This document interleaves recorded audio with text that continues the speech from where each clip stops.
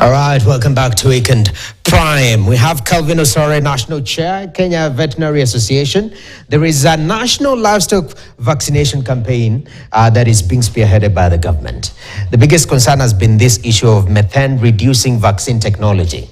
Are these vaccines part of the package of vaccinating our cows and our animals? Thank you, Noah. That question, to be honest, I know is on the minds of many Kenyans. But what we've been telling people, and we met the government yesterday, is that they need to clarify. That is one. They need to clarify to Kenyans and assure Kenyans that this technology is not in the country. What the government has done is that it has assured us we are not yet close to actually having this technology present in the country. The technical capacity that is required to have a technology in the country is not yet here. But of course, we know that Kenyans have fears, which some of them are based on legitimate reasons. Okay. So it's up to the government to ensure that they assure the government that we do not have that technology in the country. You met the government yesterday. The president and part of the leadership has been speaking about cows farting, for lack of a better word. It seems it is here from their perspective. Is there a contradiction from how you assess that meeting and what has been spoken on podiums? No, that's the challenge we have as technical people, actually, because the section of the government we met yesterday is a technical arm of the government led by the Director of Veterinary Services.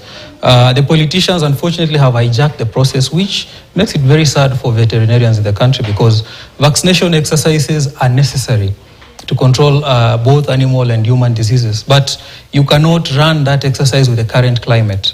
That is why, as KVA, we've been urging the government to step back a little bit, ensure that we have the public with us, explain to the public the importance of exercise, explain the source of the vaccines, and then put together all the requirements that you need to run the exercise. For example, the government doesn't have enough personnel right now. You don't have enough vets in the counties to run this exercise. You do not have the public on board. So carry out proper civic education, hire more personnel, pay them well, ensure that Kenyans are on board before you move on with the exercise. That's what we are saying. And finally, before I let you go, as a farmer, I have a couple of cows, because we've been told some of us are speaking and we don't have cows, but you have a couple of cows. Somebody comes and they want to vaccinate. How do you prepare yourself as a farmer to be properly informed and equipped on what is happening to your animal? Briefly. I think almost every farmer who has cows, Noah, has a vet, a private vet, a government vet.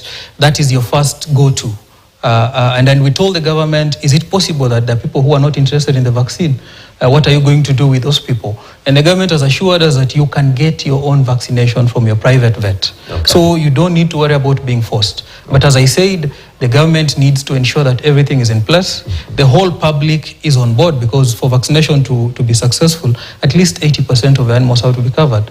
In the current climate, you cannot get 80% of animals being covered because people are scared of the exercise. So ensure everybody's on board so that when you go out there, you get enough people turning up for the vaccines. All right, thank you very much.